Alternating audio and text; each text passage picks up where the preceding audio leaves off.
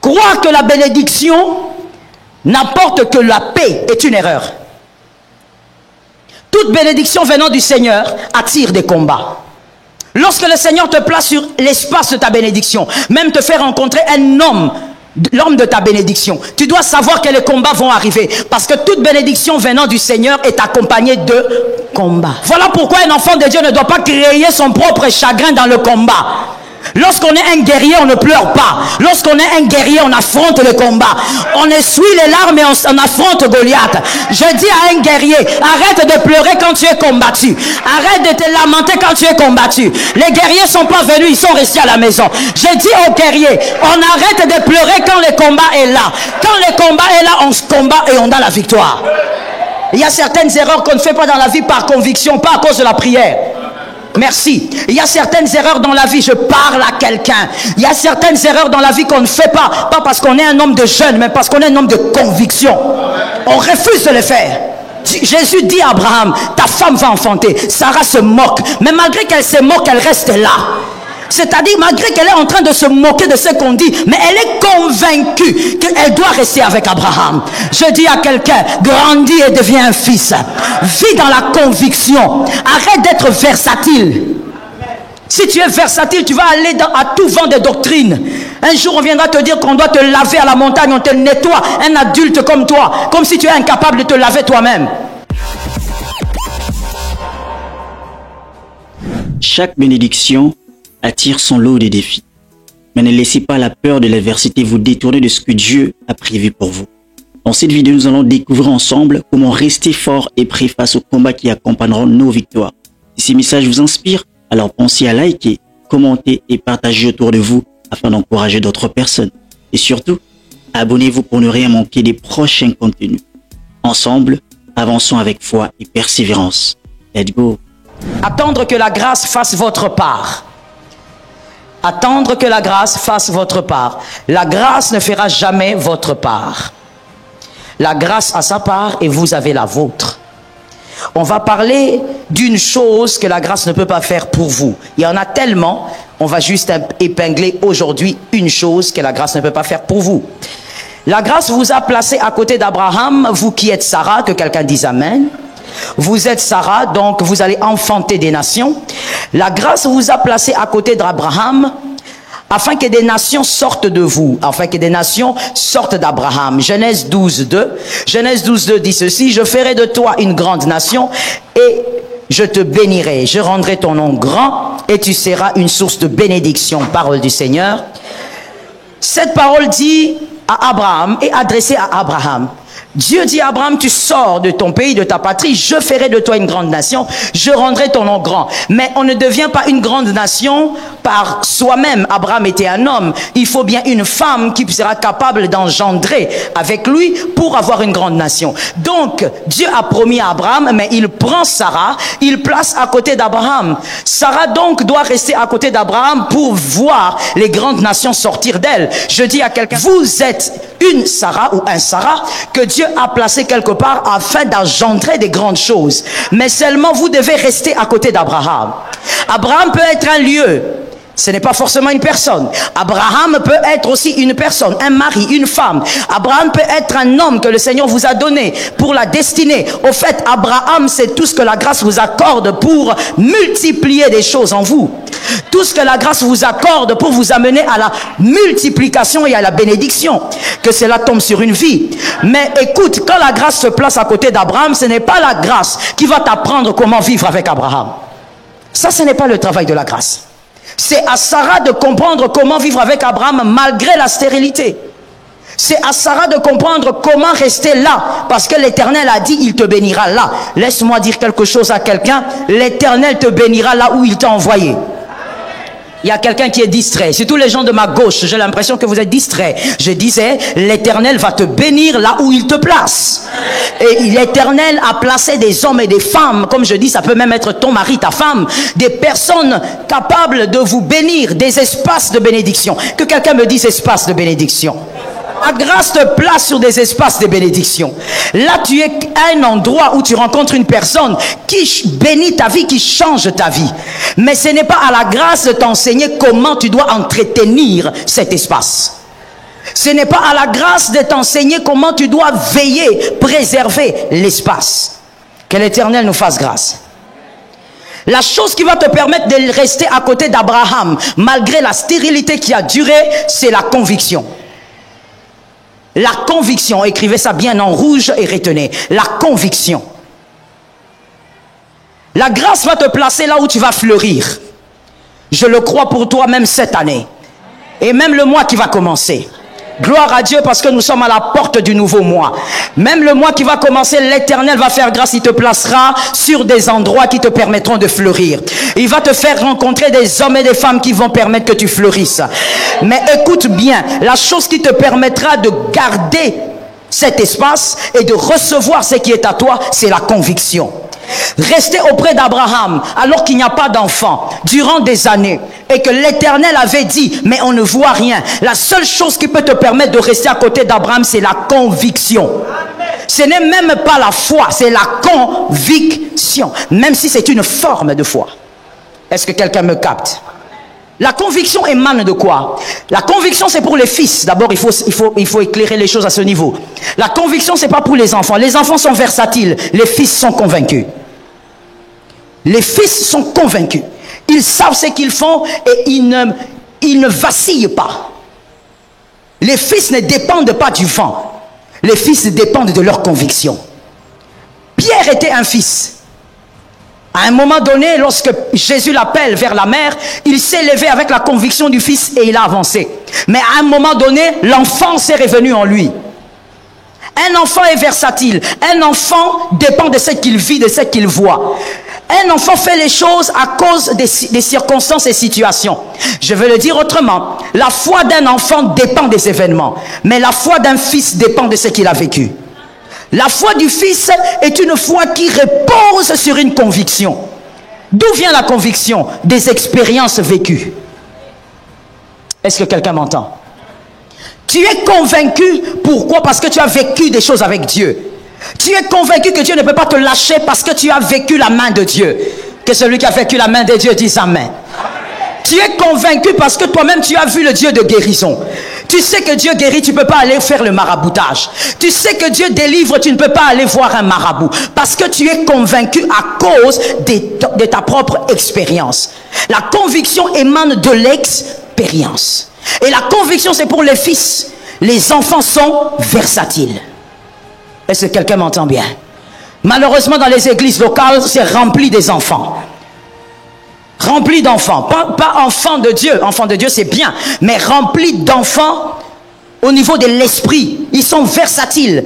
Pour un rien, il peut commencer à douter de la main de Dieu. Pour un rien, il peut commencer à douter des promesses de Dieu. Tu es encore un enfant. Tu viens à l'église, tu chauffes les chaises, mais l'enseignement ne te rend pas adulte. Un fils, il est convaincu. Même dans le désert, il reste convaincu. Même dans les déserts, il reste convaincu. Agar était auprès d'Abraham, mais malgré qu'elle avait enfanté Ismaël, elle était toujours un enfant. Elle était un enfant quand elle est allée dans le désert. Elle a vu que son fils allait mourir. Elle a laissé l'enfant, elle est partie. Elle a dit, je ne veux pas voir mon fils mourir. Pourquoi? Elle n'avait pas de conviction. Pourquoi elle n'avait pas de conviction? Elle n'avait rien vécu avec le Dieu d'Abraham. Est-ce que quelqu'un m'entend bien? Sarah, malgré que Jésus parle, Sarah rit. Elle rit, mais elle ne quitte pas Abraham. Ça tombe sur quelqu'un. Il faut écouter cette prédication avec l'esprit et pas seulement avec l'âme. Sarah, elle rit. Jésus dit à Abraham, ta femme va enfanter. Sarah se moque. Mais malgré qu'elle se moque, elle reste là. C'est-à-dire, malgré qu'elle est en train de se moquer de ce qu'on dit, mais elle est convaincue qu'elle doit rester avec Abraham. Je dis à quelqu'un, grandis et deviens un fils. Vis dans la conviction. Arrête d'être versatile. Si tu es versatile, tu vas aller à tout vent de doctrine. Un jour, on viendra te dire qu'on doit te laver à la montagne, on te nettoie. Un adulte comme toi, comme si tu es incapable de te laver toi-même. Versatile. Un jour, on va venir, un prophète va venir te dire, viens, je vais t'amener à une délivrance spéciale. On t'amène par n'importe quel prophète. Dès que tu attends prophète, tu crois que ça veut dire Dieu est là.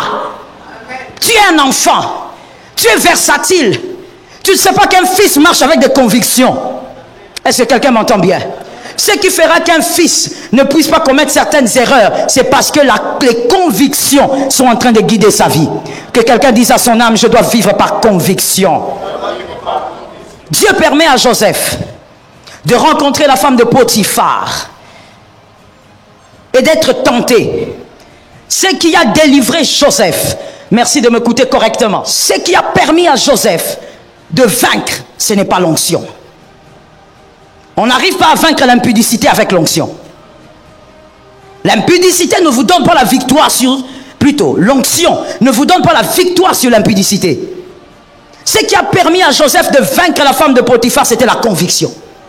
Joseph qui dit, je ne peux pas faire ça. La femme vient 2 fois, la femme vient 3 fois, la femme revient. Joseph dit, je ne peux pas. Ce n'est pas l'onction, mais la conviction. Pourquoi? Regardez ce que la Bible dit. 1 Corinthiens 6, 18. Corinthiens 6, 18. La Bible dit, fuyez la débauche. Dans d'autres versions, l'impudicité. La Bible dit, fuyez la débauche. Quelques autres péchés qu'un homme commette, ce péché est hors du corps. Mais celui qui se livre à la débauche pêche contre son propre corps. La Bible dit de rester ou de fuir. Est-ce que la Bible dit que tu dois d'abord vérifier si tu as une bonne onction? La Bible ne dit même pas si tu es enfant de Dieu. La Bible dit seulement fuis. Paul n'a rien à faire avec ton niveau d'onction. Il dit directement fuis la débauche, fuis l'impudicité. Pourquoi? Parce que tu ne vas pas vaincre l'impudicité par l'onction. On arrive à vaincre l'impudicité, la débauche par la conviction. Il y a certaines erreurs qu'on ne fait pas dans la vie par conviction, pas à cause de la prière.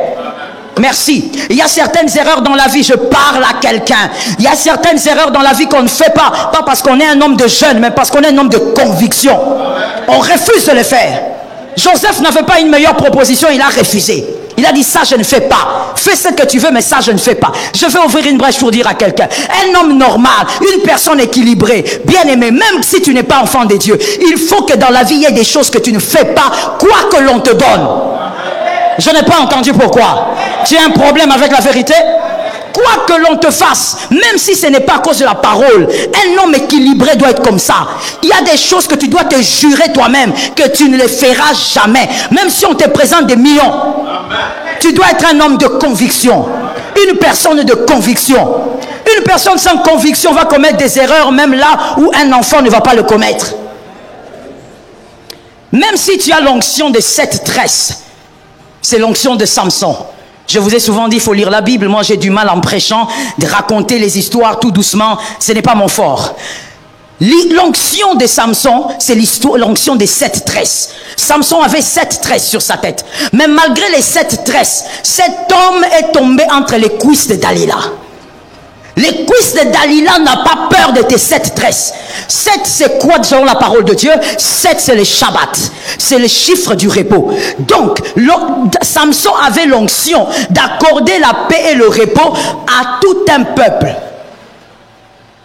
Une onction capable d'accorder le repos à toute une nation. Mais malgré cette onction, il est quand même tombé entre les cuisses de Dalila.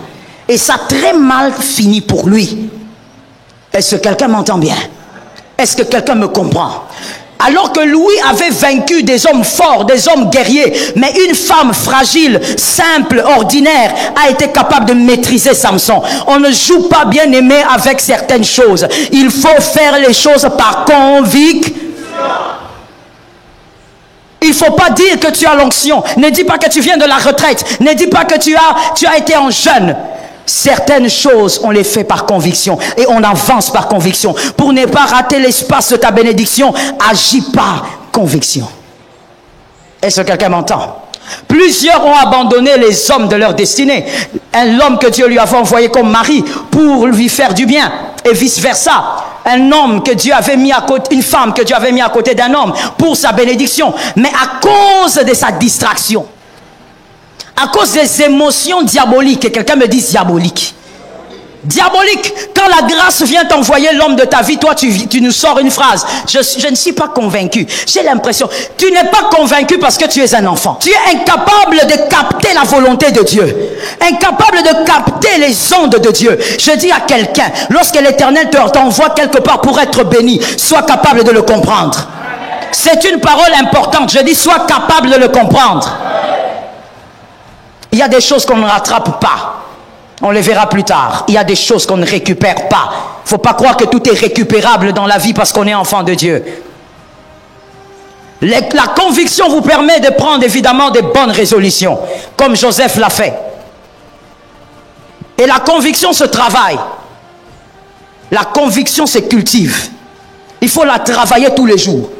Même à un moment donné, tu es humain. Nous sommes tous humains, ça peut arriver. À un moment donné, il y a le doute, il y a l'hésitation. Mais la conviction vient rasseoir ce que tu sais déjà. Il faut travailler la conviction. Est-ce que quelqu'un m'entend? Qu'est-ce qui peut faire que quelqu'un se marie avec une femme après 20 ans, 30 ans même de mariage? Il divorce. Quoi? Et quand vous allez dans le fond, il n'y a aucun problème aussi grave qui peut mener au divorce. C'est quoi? Pendant des années, il a laissé le doute entrer dans sa vie, monter dans son cœur. Il n'a pas travaillé sa conviction. Ça se travaille. Est-ce que quelqu'un entend bien? Fais attention à celui qui te fait douter des choses dont tu es convaincu. Merci. Fais attention à celui qui te fait douter des choses dont tu es convaincu. Même si c'est ta femme. On l'a vu avec Job. La femme de Job est venue, elle a dit à Job, mais attends, maudit Dieu et meurs. Regarde comment tu souffres. Une femme qui a mangé l'argent de Job. Si c'était à cette époque, elle a porté des bijoux et des bijoux à cause de l'argent de son mari. Mais parce que son mari est dans la souffrance, elle vient, maudit Dieu et meurt. Job a regardé, il a dit, femme insensée. Job convaincu, il a dit non. Je ne peux pas faire ce que tu dis. De Dieu nous avons bu. De Dieu nous avons reçu le bonheur. Ne pouvons-nous pas recevoir le malheur? C'est à cause de la conviction de Job qu'aujourd'hui nous le prêchons. S'il avait suivi sa femme, toi qui penses que parce que c'est ta femme, tu dois la suivre aveuglément. Toi qui penses que parce que c'est ton mari, tu dois le suivre aveuglément. La Bible dit, soumets-toi à ton mari selon le Seigneur. Il faut lire la Bible. Tu vas suivre ta femme selon le Seigneur. Pourquoi je ne t'entends pas? Selon le Seigneur. Toi, tu crois que c'est écrit parce que c'est ta femme, donc tu dois tout faire. Tu dois aller comme un mouton. Oui, tu vas finir comme un mouton. Job, il a refusé. Il a dit non, non. On a mangé cet argent-là à deux. On a consommé la richesse que Dieu a donnée à deux. Aujourd'hui, toi, tu veux me pousser d'insulter Dieu parce que je souffre. Et heureusement, à cause de sa conviction, Job a été capable de dire, j'avais entendu parler de toi. Aujourd'hui, mon œil t'a vu. Job a eu le double de ce qu'il avait. Parce qu'il n'avait pas écouté sa femme. Lorsque les conseils d'un conjoint c'est contre la parole de Dieu, il ne faut pas aller dans ce sens-là. Avant ton mari, il y a Jésus. Avant ta femme, il y a Jésus. J'ai besoin des amens. Avant ton conjoint, il y a Jésus. Tu es incapable. Surtout quand tu es un homme, tu es vraiment incompétent. Il y a Jésus avant. Toi, tu écoutes ta femme comme un mouton alors que Jésus est d'abord là. Qu'est-ce que Jésus te dit? Par conviction, Job est resté là. Et gloire à Dieu qu'il était resté là. Dieu a donné le double. Dieu a donné une meilleure femme. Et Dieu a même donné des enfants excellents. Des enfants qu'on a cités. Or, les premiers, on ne les avait pas cités. On a juste dit que le feu les avait consumés. La conviction. Dis à ton voisin que le Seigneur nous soutienne. Voilà pourquoi vous verrez même avec Jésus. Jésus, les 12 disciples de Jésus ne sont pas les personnes qui ont suivi Jésus à cause des miracles. Parce que des fois, les gens qui suivent Jésus à cause des miracles sont versatiles. Les mangeurs de pain sont versatiles. Jésus, les personnes, les 12 disciples, lui-même est venu. Il dit, monsieur, suis-moi. Je ferai de toi un pêcheur d'hommes. Monsieur, suis-moi. Pourquoi Jésus est allé parler à ces hommes de manière individuelle? Parce qu'ils devaient être convaincus. Tous les mangeurs de pain là qui ont suivi Jésus, ils ont disparu juste après. Et je me permets de le dire ici. Celui qui suit Jésus que pour le miracle finira par rentrer. Finira par devenir rétrograde. Mais lorsqu'on suit Jésus parce qu'on a découvert un amour, on est convaincu. On sait ce qu'on a vécu. On connaît la main qui nous a délivrés alors qu'il n'y avait personne.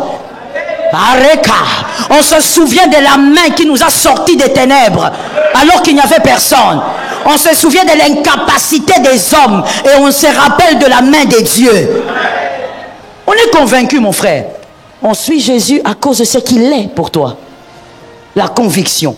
Et j'insiste sur un point, ça se travaille. Ça s'entretient, c'est comme un feu. Que le Seigneur nous aide. Lorsque la grâce vous place chez Naomi, vous devez vous rappeler aussi qu'il y aura la mort.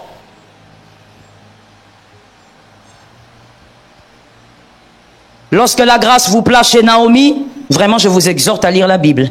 Lorsque la grâce vous place chez Naomi, sachez qu'il y aura la mort. Je suis en train de parler de Ruth. Vous devez savoir que la mort va venir. Lorsque la grâce vous place là où vous devez être béni, que quelqu'un m'entende bien et que les sorciers de famille ne t'atteignent pas, lorsque la grâce vous place sur votre espace de bénédiction, sachez aussi que la mort va venir. Je veux dire ceci à une âme. Une bénédiction qui ne se fait suivre d'aucun combat n'est pas bénédiction. Une bénédiction qui ne se fait suivre d'aucun combat n'est pas bénédiction. Tu es en train de manger les repas du diable.